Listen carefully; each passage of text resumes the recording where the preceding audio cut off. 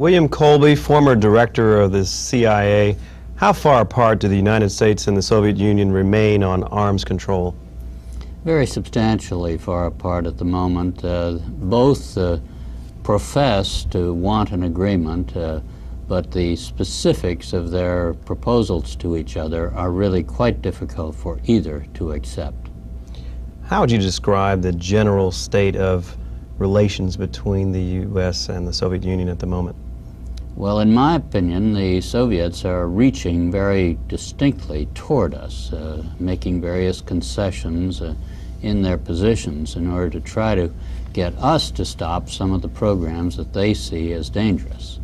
At the same time, on our side, I think that there is a very deep division within our administration between those who think that any arms control with the Soviet Union is a mistake and those who really want to achieve one. Good evening. We're very pleased to have with us tonight Mr. William Colby, the former director of the CIA. And we particularly invite those of you who were watching the American Political Science Association annual meeting, where they had a forum entitled National Security and the Media, where one of the speakers was our guest, Mr. Colby. Those of you who may have questions or comments about our topics tonight are invited to call us now. If you live in the Eastern or Central time zones, the number to call is 202-628-2525. If you live in the Pacific or Mountain time zones, the number to call there, 202-783-2727. As always, we ask you to abide by our 30-day policy. We'll be talking about the upcoming U.S.-USSR summit talks and also arms control. And let's start with a little more information about arms control. How would you describe the recent series of proposals from the Soviet Union? Do they represent any major breakthroughs, or do you think that it's some sort of a negotiating or PR No, some years ago we had a wish list. A wish list was very substantial reductions of the big weapons, elimination of the intermediate ones, better verification procedures, and a variety of things of this nature. The Soviets have offered all of that in the last year or so. Their condition is that we not go ahead with the so-called Star Wars Strategic Defense Initiative of the President, because Mr. Gorbachev is faced with an enormous challenge to do something about that terrible Soviet economy. And he sees the prospect of spending enormous resources in keeping up with the Americans on the Star Wars, and therefore not being able to improve the economy. We see, the President sees the Star Wars as a dream, changing the basic relationship from offensive threat to defensive protection.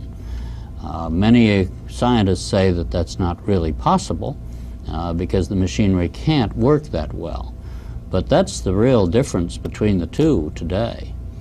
A couple of weeks ago, the Soviets announced that they would extend their self-imposed ban on nuclear testing. What do you think of that offer? Well, I like to judge the Soviet-American relationship sometimes by reversing the positions. Say that the American positions were actually espoused by the Soviets and vice versa. And if you then say that we initiated a unilateral moratorium on nuclear tests and stopped for a year and a half, and the other side had totally ignored us and refused to join it, what would our reaction be? I think we'd be furious.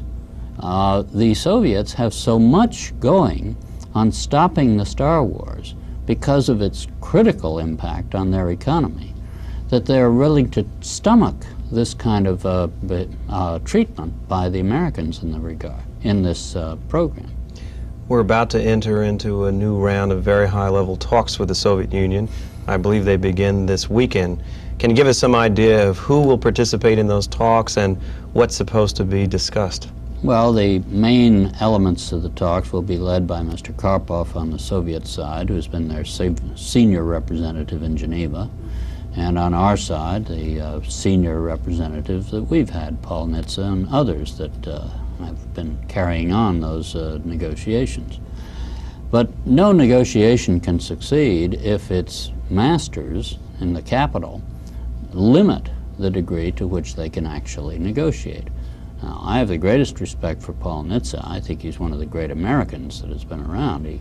He and I don't agree on a number of things, but he's an enormously intelligent, wise man. He has come up with various suggestions to bridge the gap between the Soviets and the Americans and not been authorized to present them because his government in the Washington has decided, no, we don't want to make that kind of an offer. Do you expect that some of the other crisis areas in the world outside of arms control issues will be discussed at this upcoming meeting? Certainly.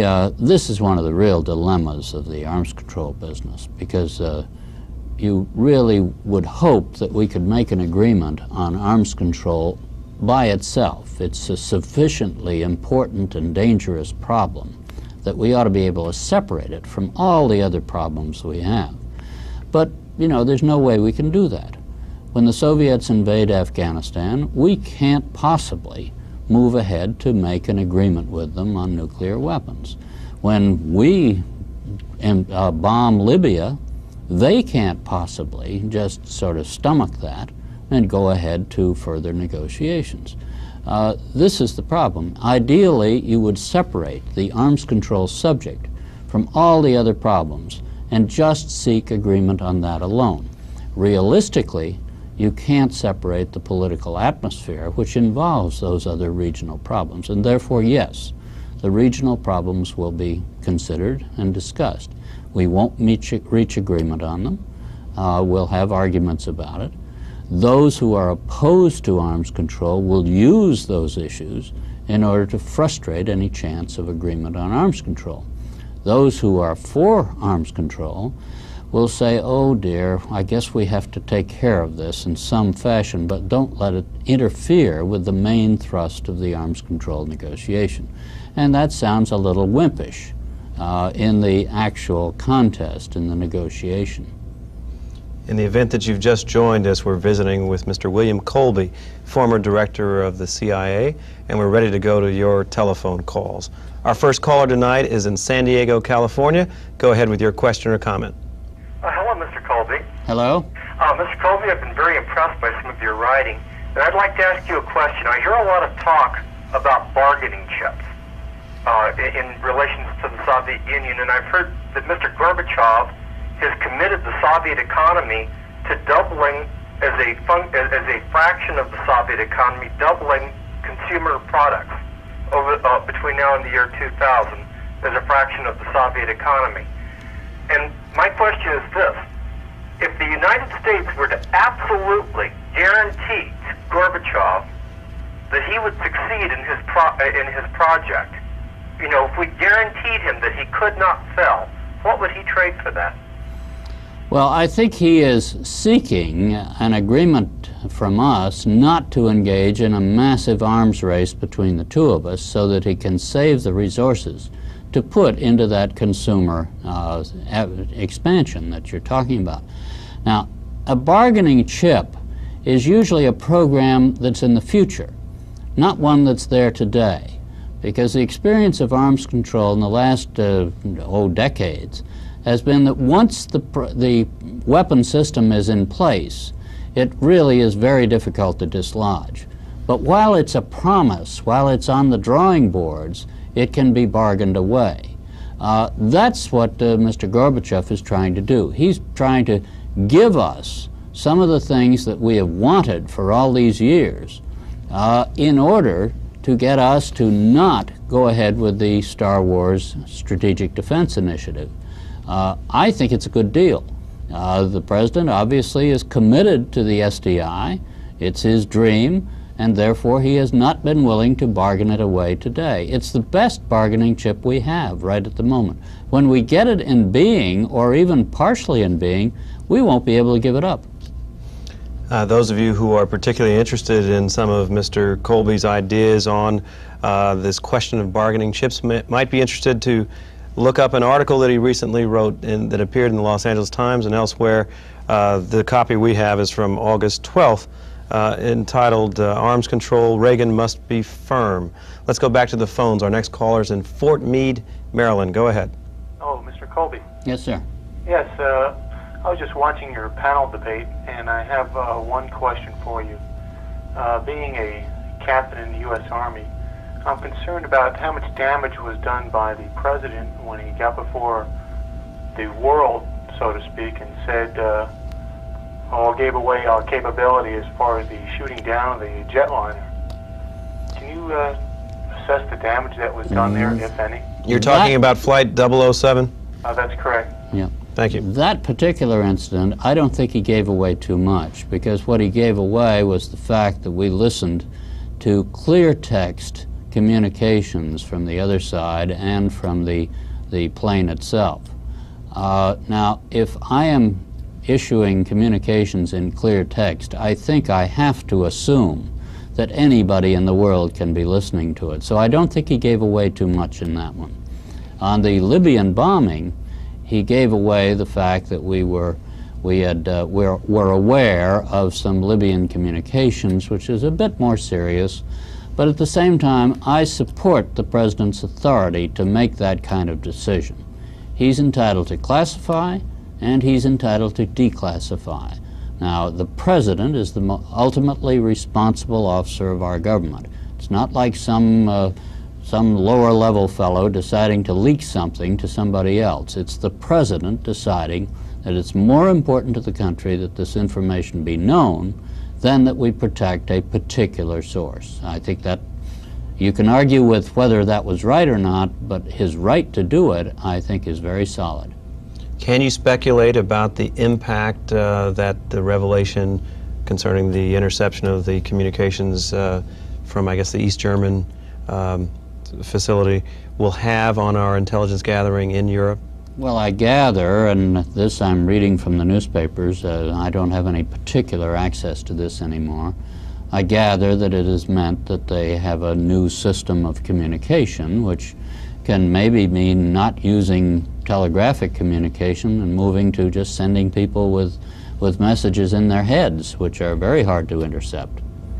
Las Vegas, Nevada, you've been standing by. Go ahead. Yes.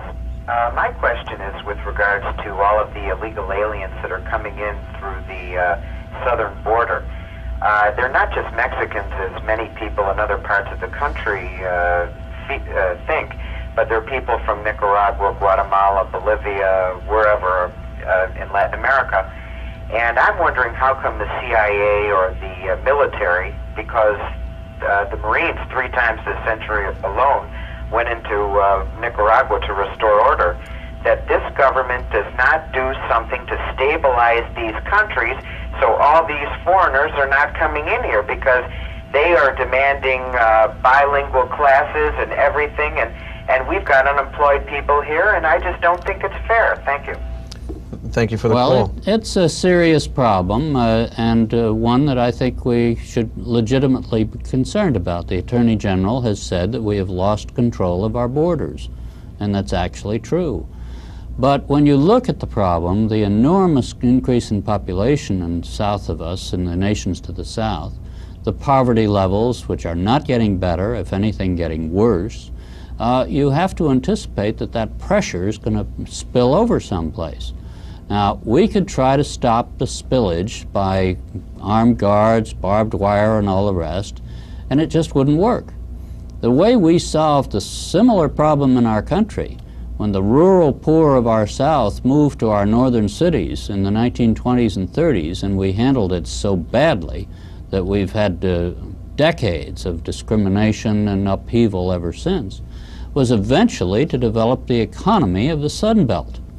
And once that economy really got going, you had a reverse migration toward the Sun Belt. And I think the same argument can be used for those countries to the south. If we can get their economies going, and that's no easy task, it's very difficult, but it's the fundamental answer to that problem. After all, if there are 2 brothers in a remote village in Mexico or El Salvador, and they're both frustrated with what they see as their future, And one's lazy, and one's energetic and vigorous.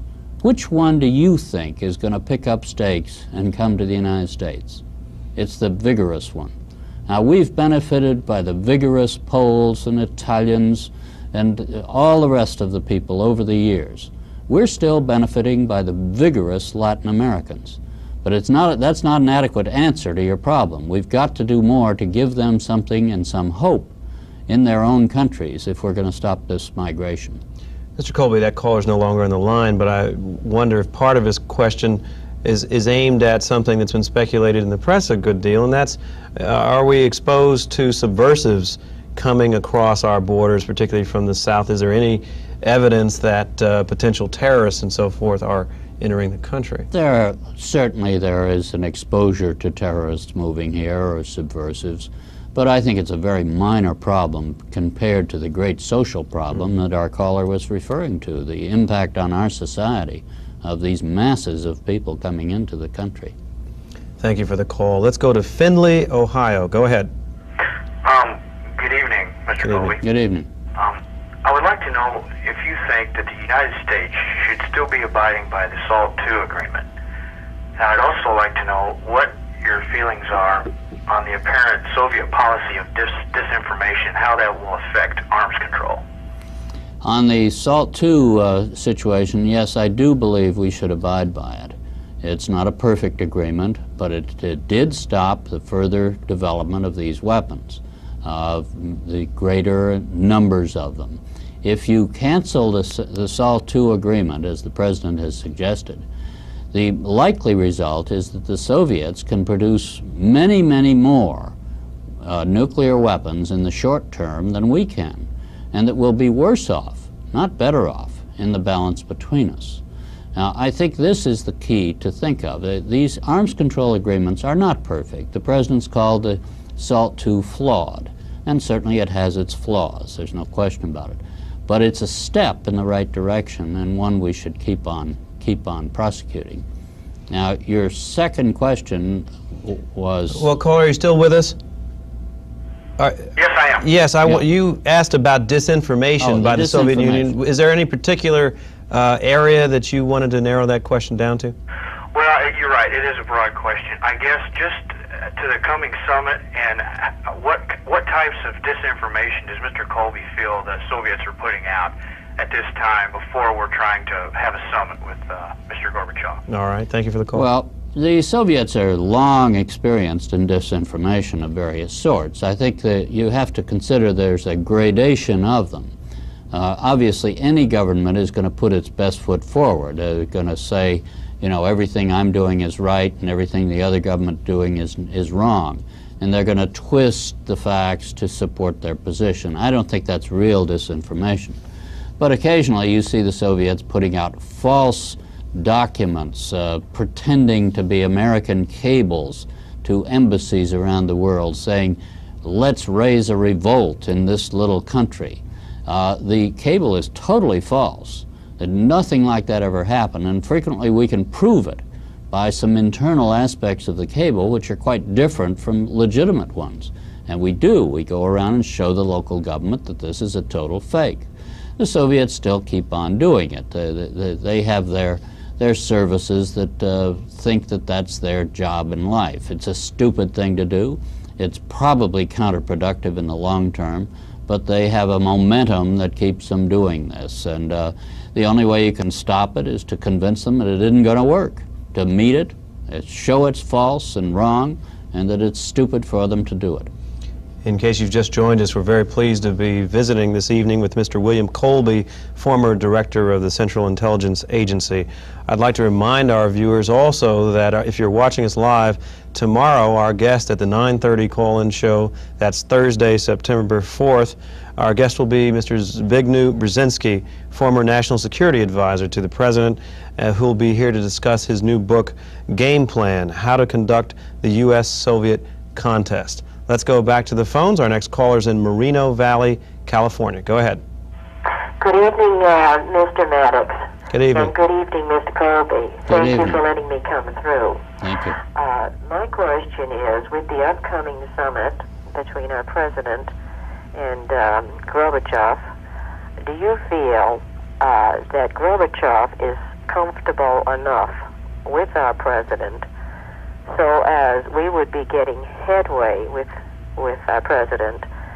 What I'm trying to get at is, since we are on the right track of being able to speak with Gorbachev, do you feel it would be to our advantage that our President Reagan run another term? That's a slightly different question. Which is very important to us. I would say I don't believe in changing the horse in the middle of the stream, and if he's doing a good job, the outcome of this summit will certainly depend upon whether he will be running another term or not. May I have your opinion on that? Thank you for the call. I think Mr. Gorbachev and President Reagan can get along. I think, however, that Mr. Gorbachev has taken a position in the last few months that he's not going to be subjected to a pure public relations summit. He insists that there be some clear agreements and prospect so that when he goes to the summit he can come home with some bacon, that something has really happened. And at the moment he is not convinced of that. What he thinks of in terms of something happening is an agreement of some sort limiting the so-called Strategic Defense Initiative. And he sees very little hope of that at the moment. And therefore, he's disinclined to go to a summit unless he sees that happening. Now, I think that this is totally up to the President. If the President decides in some point that he would rather have an agreement with Mr. Gorbachev, he has a wonderful bargaining chip. He can deliver a reasonable agreement not to go beyond certain limits in the SDI. Mr. Gorbachev can go home a hero to the Soviet people. President Reagan can come home a hero to the American people, picking up all the offers that Mr. Gorbachev has made of real reductions in nuclear weaponry. Now, this is the ideal result. I'm not sure it's going to happen. The point of Mr. Reagan's having another term, that is not going to happen. The Constitution prohibits it at the moment. President Reagan has said even if you change the Constitution in the next few years, 2 years, he would not be a candidate next time. And I think he's right. I think he would not be. So that's not part of the issue. I do not agree with the constitutional limitation to 2 terms. I think the people of the United States should have a right to determine how long one of their presidents stays in office. And I think that we did very well by having Mr. Roosevelt stay in for 3.5, 4 terms. But the fact is that that is a constitutional prohibition now that bars any further extension of President Reagan's term. Thank you for the call. We are visiting with William Colby, former director of the Central Intelligence Agency. I'd like to pause a moment and tell you a little bit about our guest. William Colby was director of the CIA from 1973 to 76. Prior to that, he spent more than 20 years as a career intelligence officer. He was chief of the CIA's Far East Division from 1963 to 68. Currently, he is an international consultant with Colby, Bailey & Associates, and he's also a member of the board of the Committee for National Security. Mr. Colby is a graduate of Princeton University and received his law degree from Columbia University. He originally comes from Minnesota. Let's go back to your telephone calls. Columbia, South Carolina, you're next. Yes, Mr. Colby. Yes, sir. I just got in on the last of the panel discussion, and I was very interested in the thing about the photographs with the aircraft carrier, etc. Last night on one of the major networks, they had a very interesting program on narcotics, and they showed the use of an AWACS aircraft being used to assist in aircraft coming up from the south, which was fine for me, but after having spent 21 years in the military intelligence branch, I was a little excited when I saw media pictures of the inside of the operations section in the cockpit. What are your comments on that? Well, I think that we do have enormous technological capabilities, such as the AWACS, to be able to pinpoint planes flying throughout a whole area. and that if it can help suppress this terrible drug trade, we ought to use them. Now, as to whether you should take pictures of the cockpit and the workroom of an AWACS aircraft, I really have to leave that to the experts, whether that would reveal anything important about the capabilities of the AWACS, or whether it would just reveal a whole lot of the fronts of consoles that wouldn't mean much to anybody else. I don't know the answer to that question. If it would reveal things, we obviously shouldn't have those photographs. If it does not reveal things, then it doesn't make much difference, and maybe it helps people understand the capabilities that we have to deploy against this terrible attack we're under from these drug dealers. Mr. Colby, I don't want to get us too far off the topic, but for the benefit of those viewers who missed your comments that were presented just prior to this program, how do you feel in general about the media's responsibility with regard to protecting America's secrets? Well, the media, frankly, from a position of somebody running an intelligence operation, the media is a bloody nuisance. There's no question about it, because it can worm into your secrets and put them on the front page, and it's a terrible problem. At the same time, I happen to believe in our constitutional system, and part of that is the First Amendment. And the press does really a very important job in keeping the kind of free country that we have and love. And therefore, it's a nuisance to us in the intelligence business, but I've found that you can deal with it. Sometimes you can appeal to the press to keep something quiet. A lot of the press knew about the attack into Iran to relieve our hostages and did not publish it, did not print it. Although they knew about it, because it was obviously in the national interest to keep it quiet. On the other hand, I've had pressmen who've said, no, I won't agree with you, I'm going to print it anyway.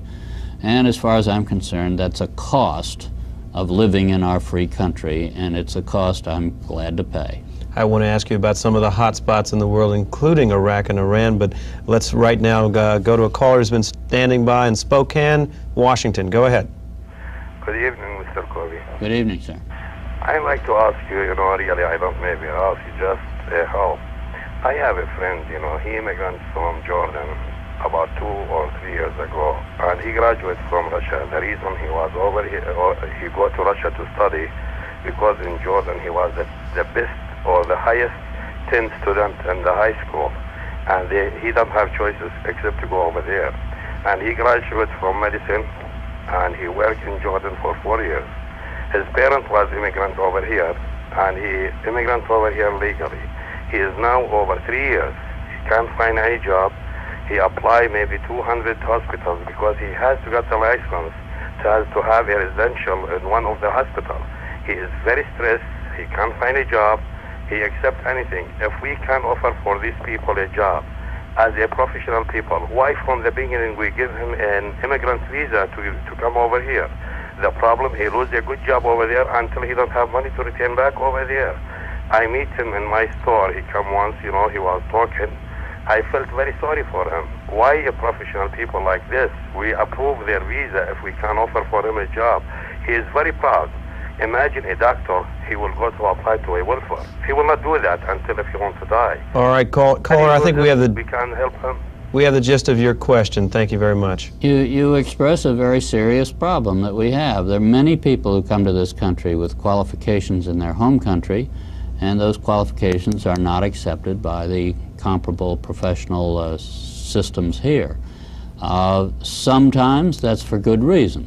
Maybe the standards are different in another country. Maybe the language experience is such that the man should be limited for a while. Sometimes those are very bad reasons. They're just selfish reasons of keeping foreigners from competing with the native people here.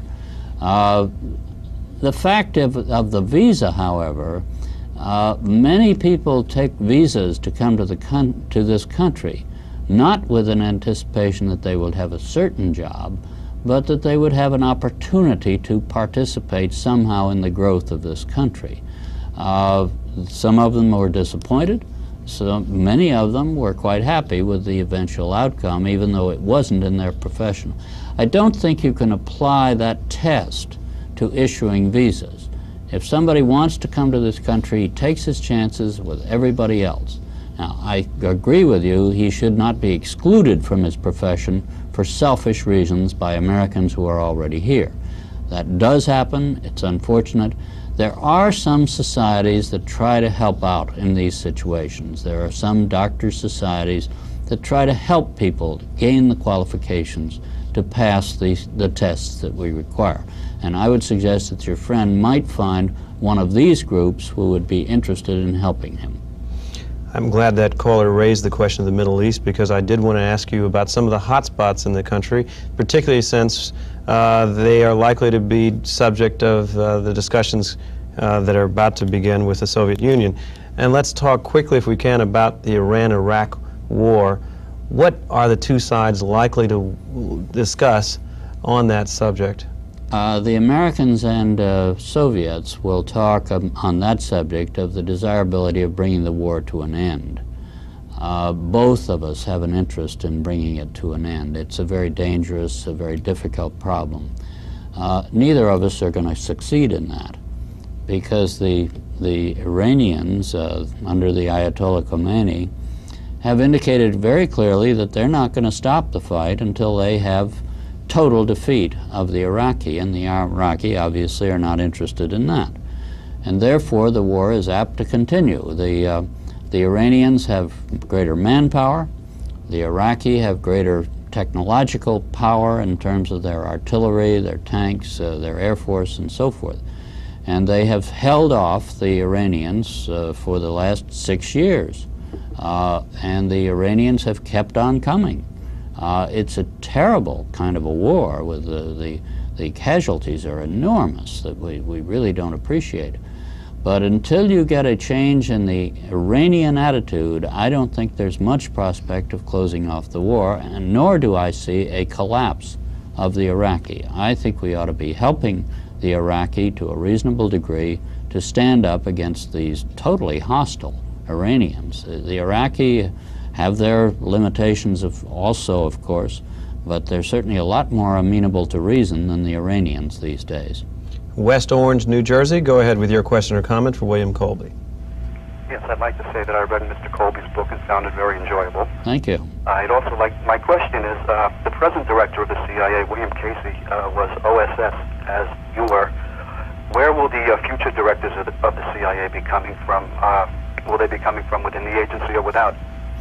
I think generally they will not be coming from within the agency. I think the agency has come to a stage in the American system, sort of like the Army, the State Department, others, where the career officers reach a certain level where they serve a politically responsible chief put in by the president at the time. Now, people say, well, is that bad or good? I think it's basically good. I think Mr. Casey is close to the president. He represents the president. He can bring the agency's work directly to the president in a way that a career officer can't. At the same time, he has an excellent career officer serving as his deputy and has had all along, so that he gets the benefit of the careerist to run the machinery. And yet he is politically connected and responsible to the administration. I think that's the ideal relationship. Now, I'm an exception to it, but I was a fortuitous exception, and I still think the system is better with a politically appointed director. We're discussing the U.S.-Soviet upcoming talks about arms and other crisis points. And any other question in this area that's of interest to you, let's go back to the phones. Our next caller is in Honolulu. Go ahead. Good afternoon. Afternoon. I have just seen your last program that you were on previous to this. Thank you. There was a statement made about each president comes out with clues pertaining to political procedures. I want to correct one statement. When Kennedy came in, he took on Cuba. He inherited this from Dulles and Eisenhower. There was no re-election situation there. Now we speak about the president okaying pictures from Nicaragua. That apparently is A-OK, so he can get contra aid. But isn't it strange that 4 of our honorable Vietnam ex-soldiers are on a hunger strike, saying not another Vietnam. Now, we had no press in Grenada, but it was allowed in World War II. Tell me, sir, why must we find a communist behind every bush and every tree? Can we not give Gorbachev a chance so we can have freedom? I'm looking for this for my grandchildren, my children. I'm going to listen to your report. Thank you very much. Thank you for the call. Thank you very much. That was a very thoughtful and moving comment, I must say. I have been allied with communists, and I have been hostile to communists, largely on the test of whether we were fighting something more dangerous, more threatening, such as Mr. Hitler, or whether they were threatening ourselves and our friends. I don't find a communist under every bush, but I do find that one must be alert to a communist and his intentions, and particularly his very effective use of political organization and political operations. And we can beat them. We have beaten them in Latin America as a whole. 20 years ago, we were concerned that Mr. Che Guevara was going to take over Latin America, and we did a whole lot of foolish things to prevent it. But we did prevent it. Now, Latin America has turned almost totally democratic. And many of the countries that were non-democratic are now democratic. This is a victory. The Soviet Union thought it had a major role to play in the Middle East. Today, it's got only one friend left there in Syria. We can do very well if we'll keep sensible and modest in what we're trying to do and how we do it. I think the question, I don't think it's fair to sort of say, well, Central America is Vietnam, because there are a lot of differences. I think that some of the things there are similar to the Vietnam problem, and a lot of them are totally different. You have to look at each of these situations as its own, and then figure out the right kind of strategy, the right kind of effort to take to support freedom and our friends in those areas. Now, we've made mistakes, Lord knows, and Vietnam was the biggest mistake because we insisted on pushing the Vietnamese out of the way and fighting the war ourselves, which I opposed all along. We interfered with their politics and everything else in order to get them to do it our way, which was a great mistake.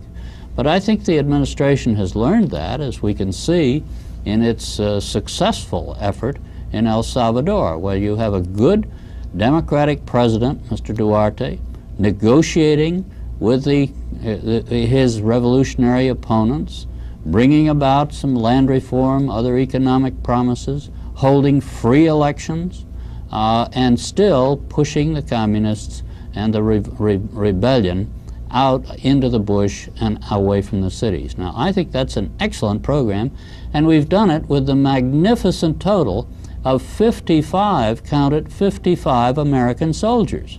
Now, that's a far cry from the 550,000 American soldiers we put in Vietnam, and therefore I think it's wrong to equate the two. The other part of her question had to do with press coverage of military exercises or involvements, and she cited Grenada. Do you have a philosophy about that you'd care to share with us? The Defense Department has reviewed that and made some new promises to the press that they won't exclude them, that they will include pools of reporters in these kinds of operation. They've also tried a few experiments where they invite a few of them, and within a matter of hours the thing leaks out into the general press. This is a dilemma of operations in America. We are a very non-secret society, and how we keep secrets is going to be a continual problem for us for years. I don't think you solve it by suppressing the press. You don't solve it by keeping them totally away. At the same time, you don't solve it by letting them write everything they want to. You've got to keep the tension between government and press, and the press will help you keep that tension, I guarantee you. Haddon Heights, New Jersey, go ahead. Good evening. Mr. Colby, I'm calling to inquire about an assertion you made earlier that the President should have the right to classify and declassify documents based on his judgment of national security. I wonder if our recent history of presidentially directed assassination attempts in Cuba, of the presidentially directed destabilization of a legitimate elected government in Chile, and the establishment of the Plumbers Unit under President Nixon hasn't shown us the folly of allowing the President to exercise sole determination of what constitutes national security. I wonder if you could kind of comment on that for me. That's a good question, and what you're saying is that a president can abuse that power. But I also believe that in general, there's no other place to put that power.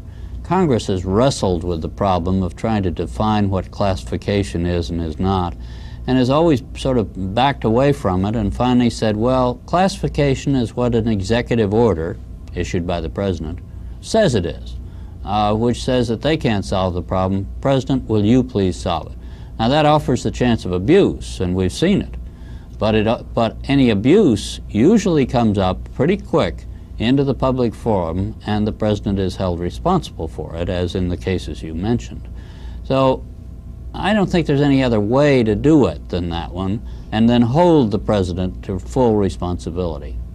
Are there other hot spots in the world that you think are likely to be subject of discussions between the U.S. and the Soviet Union? Well, I don't know about discussions between the U.S. and the Soviets. There are a lot of potential problems around the world. South Korea, you've got a very dangerous man running North Korea, and he's about to suffer an enormous setback when the South Koreans are going to hold the World Olympics in a demonstration of the greatest success story that we've had in the world, I think, in the last 25 years, the rise of South Korea to a free country and a developed nation. Pakistan has problems. Obviously, the Philippines still has problems.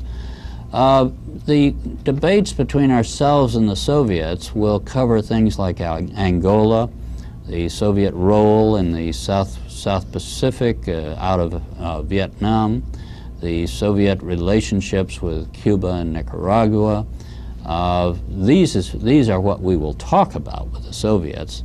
And I don't frankly see much progress in the talks. I think both sides will sort of stick to their positions and say, well, that's just doing things naturally. That's not your business, and we're going to help Mr. Savimbi, and they're going to say, we're going to help the Angolan government, and you're not going to get an agreement by either of us not to stop.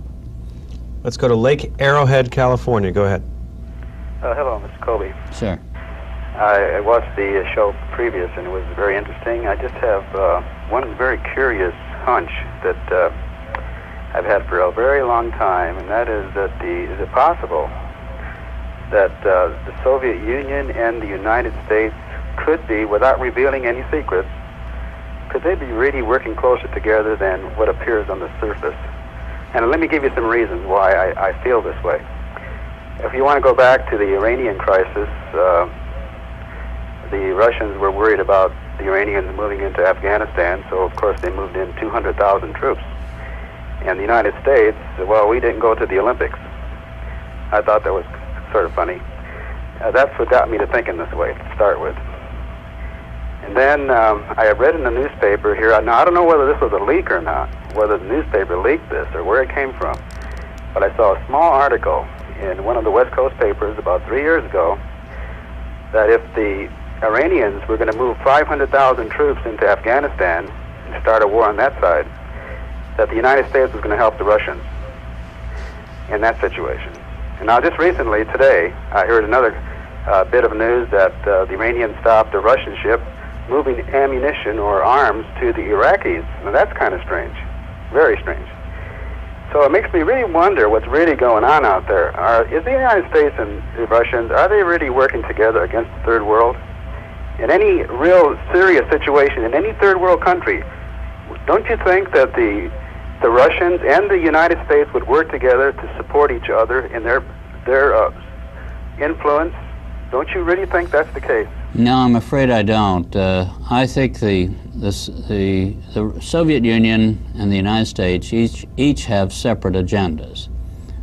Sometimes those agendas coincide for a very minor degree, where it's in our interest to avoid a war breaking out between two of our client states, if you will, to limit the prospects of a total cataclysm occurring in a place between, say, Syria and Israel, things of that nature. We will both use our influence along the same lines. But in most cases, the Soviets will be trying to increase their influence with their friends, and we're going to be trying to increase our influence and our friends. There's a very fundamental antagonism between our two systems. You can't make a good compromise between the totalitarian Soviet system and the free American system. There's just such a gap there that it's very hard to put them together. Now, you can say that, you know, there's some problems that we have to solve together. Obviously, we send the mail to each other and things of that nature. But the Soviets are very tough people, and they're going to run it their way as long as they possibly can and take advantage of us here and there wherever they can. Thank you for the call. Let's go to Tulsa, Oklahoma. Go ahead. Yes, you look very well, Mr. Colby. Thank you. I remember you from a long time ago in Vietnam when you were heading the Phoenix program. Right.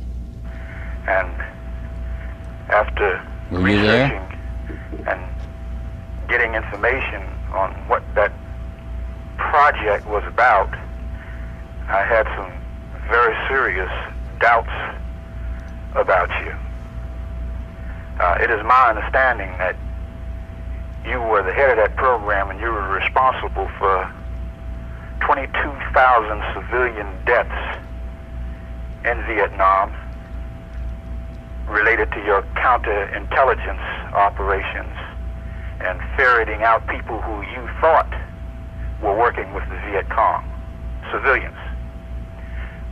One question that I'd like for you to answer, and how do you feel about that now? The other is, quite a few years before you went to Vietnam to head the Phoenix program, you and Angleton and the fellow who went to Iran as the ambassador were also involved in a drug modification, a behavior modification program in the United States where you distributed heroin and LSD to the youths and communities throughout the United States and sat back and watched those people destruct their lives and their families and their relatives and destroyed thousands of communities all over the United States. I'd like for you to reflect back on that, if you will. Those two programs, the Phoenix program and the behavior modification program that you were involved in. All right, caller, thank you. Right. The Phoenix program in Vietnam was developed because it was essential to meet the command and control machinery that the communists had within the population of South Vietnam. They had used this system to move into the villages and the communities and impose their authority on a lot of people. Now, for a long time, the Americans particularly thought that the enemy was a military enemy, when it was really a subversive enemy. And the Vietnamese were sort of blindly hitting out at almost anybody to try to protect themselves. The Phoenix program was an attempt to give positive identifications to who these people were, so that they could be either captured, convinced to take the amnesty program that was offered to them, that if they came in, there would be no punishment for anything they did in the previous times, killing village chiefs or whatever. They would not be punished. Or sometimes go out and attack the enemy, attack an enemy base area where we knew that a provincial committee was meeting and so forth. It was part of the war. It was an essential part of the war. Now, you refer to the 22,000 people killed. That wasn't any figure that was revealed anywhere else. It was revealed by me And I revealed it because we developed the information which indicated that we had captured 28,000 of these people. We had gotten 17,000 to take amnesty, but the 28,000, or 20-odd thousand of them had been killed, mostly in military actions. In fact, that was the general criticism, that they were not targeted, brought to the justice or anything else. They were killed in the course of general military actions and then credited to the program. Now, I've testified about this a number of times under oath, and I think the situation is fairly well understood. The drug program, in the first place, I don't think that Mr. Angleton or Mr. Helms nor myself were directly involved in it. It happened a long time ago. It was a period in when we were first concerned about what LSD meant and what it would happen if LSD were put in the drink of one of our presidents or one of our officials in a foreign situation. Now, I don't defend what was done at that time. I'm the guy who said it was wrong, and I'm the guy who said that we should write regulations, and did write the regulations, to say that that sort of thing should not be done. But I also understand the deep concern that some of the people had at that time. It was wrong, there's no question about it. It was a very limited activity, but it was wrong. But it's been corrected, and it's not going to happen again, I guarantee you. Thank you for the call. Let's go to Portland, Oregon. Go ahead. Yes, hello? Yes. You hear me? Yes, ma'am. Just fine. I can hear, okay. I just would like to discuss two important points. As a former CIA man, I really want to say that I admire the CIA, and I think I'm very proud of America and its behavior throughout the world. It should be an example to Russia. It seems instead that Russia is turning around and doing things like creating another Vietnam. Instead of learning from our lesson, they're in Afghanistan, and just like Hitler, they're murdering millions of people. They have in the last 5 years murdered 1 million Muslims in Afghanistan, and they continue this expansionism. Excuse me. And I don't call it expansionism. I call it Hitlerism or red fascism.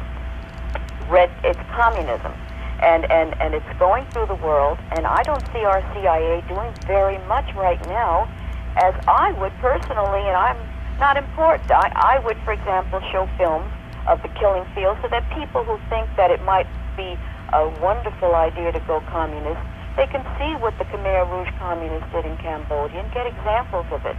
And many other, I would give these films free to all the countries, the poor people who are visual learners. These are not people who learn by telling them and repeating lessons. They learn by seeing examples of what goes on throughout the world. So I wanted to discuss the United Nations, wherein the CIA should be in there stopping the KGB. I mean, I don't know why our taxes, which we mainly support the United Nations, should be paying for employees of Russia who are KGB spies. And now look what's happened. An innocent reporter has been taken in by the KGB. And also, I believe we were set up in the United States so that what we would be doing is diverting all of the problems that Russia has created in the world. You know, the press now is into Chernobyl and Afghanistan, away from the summit and all the wonderful things and peace we could be having. So I'm really disturbed that the CIA is not getting in there, getting rid of these spies, so that we could avoid having Russia putting all these deterrents in the way of peace talk. Caller, we're running very short on time. Let's let our guest respond to some of those points. Thank you. Well, I very much sympathize with much that you say. The Soviets really are very wooden and very heavy about many of their activities. And I agree that it is the CIA's role, as it was in the 50s and 60s, to meet many of these attacks. And I think the CIA did, in general, a very good job. The problem was that they did a few things that none of us accept. Those were very much trumpeted during the 70s, and CIA took a terrible beating during the 70s. There's no question about it. Under Mr. Casey, it's begun to recover. and it's back at work and beginning to do its work, and I believe with recognition that it shouldn't make the mistakes that it did earlier. So I think you'll see the CIA hard at work doing exactly the chores that you think should be done. At the same time, I think you'll see the Soviets failing in many of their projects. They have not been successful in the past few years, and other than with a few cheap spies in this country that they buy for a few bucks. But nobody believes in the Soviet Union anymore the way they did during the 1920s and 30s as the great home of the revolution. That's baloney. Everybody knows it's a fascist totalitarian system. Now, Mr. Gorbachev is trying to lighten it slightly, but he has a problem. He can't lighten it too much or the party will turn on him and throw him over. So I think we have to help him in the process of working out some decent arms control agreement between us so that he stays in power and so that he can continue to develop the Soviet Union's economy and its society instead of building up more bombs aimed at us. That's what I think arms control is all about. Lardo, Florida, we're almost out of time. Do you have a very brief comment or question? Yes, sir. I'm in a master's program. We're going on intelligence this semester. My question is, will there be a need for spies instead of just spy satellites and other things like that? Great. We're going to have to stop it right there. Quick yes, answer sir, there for us. will be. There are a lot of things that satellites and photographs and electronics can tell us, but they can't tell us what people think. And we've got to understand what another country's thinking. And if they close off their country and keep the journalists away and arrest them and hide things, then we're going to have to understand what they're thinking as well as what weapons they have. The weapons we can learn from technology. What they're thinking, we have to learn from people who will tell us what those are. Mr. Colby, I want to thank you very much for being our guest. I'm afraid that's all the time we have.